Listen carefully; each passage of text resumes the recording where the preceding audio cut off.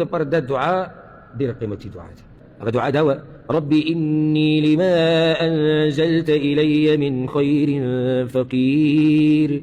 اے رب زمان موضوع سامعین گرامی قدر رزق حلال کی فراہی کے حوالے سے چند وظائف آپ کی خدمت میں ہم پیش کر رہے ہیں. پڑھا کر اللہم اغفر لی، اللہم ارحمنی، اللہم ارزقنی. جو بندہ یہ چار کلمات کہہ کے یہ مانگتا ہے تو اللہ رب العزت اسے عطا فرماتے ہیں. تو اس بدو نے ان 7 باتوں کو اپنے ہاتھ پہ نوٹ کیا اور چل پڑا، گویا کامیاب ہو گیا. لیکن اس کے اندر ایک اضافہ میں کرنا چاہتا ہوں اور وہ دیگر احادیث سے بھی ثابت ہے. اور یہ تسبیح آپ کو پتا ہے، تسبیح سبحان اللہ کہنا ایسے ہے کہ پوری زمین و آسمان کے مابین جتنی مخلوقات ہیں ان کو رزق اس تسبیح کی وجہ سے ملتا ہے. تو آپ یہ پورا پڑھا کیجئے، سبحان اللہ والحمدللہ ولا الہ الا اللہ واللہ اکبر ولا حول ولا قوت الا باللہ. اور اس کے آگے 2 وظیفے اگر ملا لیں تو رزق حلال فراہ ہی فراہ ہے. استغفر اللہ واتوب الیہ. اور اس کے بعد کہا کریں اللہم اغفر لی، اللہم ارحمنی، اللہم. تاسو د مولانو د ویډیوګانې وکتلې او دا مولان د مختلفو قومونو د مختلفو فرقو دي. د دې مولانو فرقه یو نه ده، قوم یو نه دی.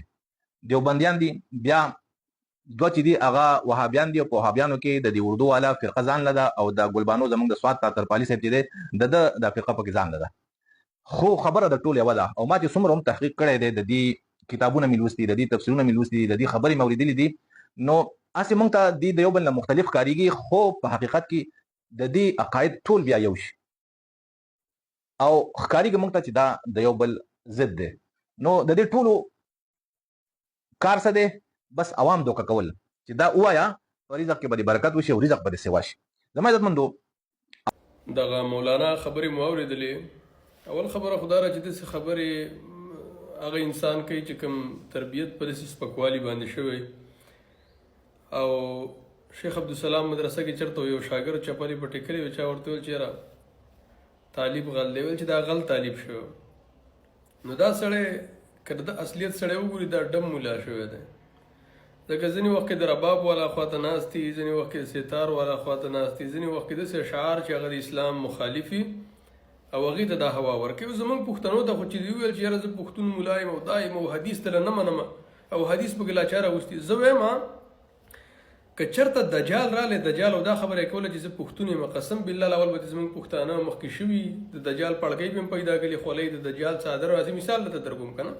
اول خبره ده که تاسو وګورئ بغیر د حسده، بغیر د تعصبه، په دې ټوله دنیا کې او بیا په دې ایشین ملکونو کې د حق دعوت چې صفا او خالص قرآن او حدیث ته چا رابللي، څوک رابللي او صفا خالص قرآن او حدیث چا بیان کړی؟ دا به صرف یو خلک چې هغه اهل الحدیث او سلفیان دي. اهل الحدیث هغه مسلمانان دي، هغه سلفیان دي چې همیشه لپاره د حق دعوت کړی دی. بیا لنډه به راشو زموږ د وطن کې پاکستان کې دغه یو عالم د پنجاب دی چې هلته ډېر ښه دعوت کړی دی. پلار احسان الهي ظهیر صاحب ډېر ښه دعوت یې کړی. دا بل شیخ ابو حسان اسحاق سواتی. زه وایم چې په پښتنو کې او بیا خاص کر د سوشل میډیا په دور کې او په دې پلیټ فارمو باندې دومره دعوت به بل انسان نه یې کړی څومره چې دې د نوجوانانو دپاره کړی. خو ځینې خلک د حسد د وجې نه، د بغض د وجې نه چې یاره د دې سړي بیانونه خلک نه اوري، دا حق د دې نه خورېږي. ولې دا خورېږي؟ او زه ځان په څه شي باندې مخکې کړم؟ نو په داسې علماو پسې خبرې کوي چې هغه حق بیانوي. ومن شر حاسدین اذا حسد، په دغه کې علما دا خبره کوي چې یاره حسد د هر انسان په زړه کې، هر انسان حاسد دی. خو ځینې حسد پټي او ځینې بدبختي راښکاره کوي. دا کومه چې راښکاره کوي دا ډېر نقصاني، لکه څنګه چې قابل هغه حسد راښکاره کو، حابل یې مړ کو. صحیح ده. ډېر بدبخته به هغه ځان ته اهل الحدیث یا سلفیان هم وي او په هغه کې هم د علماو چې کوم دي د هغې توهینات سپکاوی تاسو په خپله باندې ګورئ. نو د دې وجې نه هر عالم چې هغه قرآن او حدیث بیانوي، په دې نه چې هر نوم ځان ته وایي، که ځان ته سلفي وایي او که ځان ته هر نوم وایي، خو چې قرآن او حدیث بیانوي باید د هغې بیانات عوام واوري. دا سړی اوس دا کوم چې دی قسم بالله چې د 10 نه زیات داسې حدیث چې د بخاري شریف صحیح حدیثونه دي دا ته انکار کوي، دا یې نه مني. دغه دعاګانې چې کوم دغه علماو ذکر کړي دا صحیح حدیثونه دي، صحیح سندونه والا.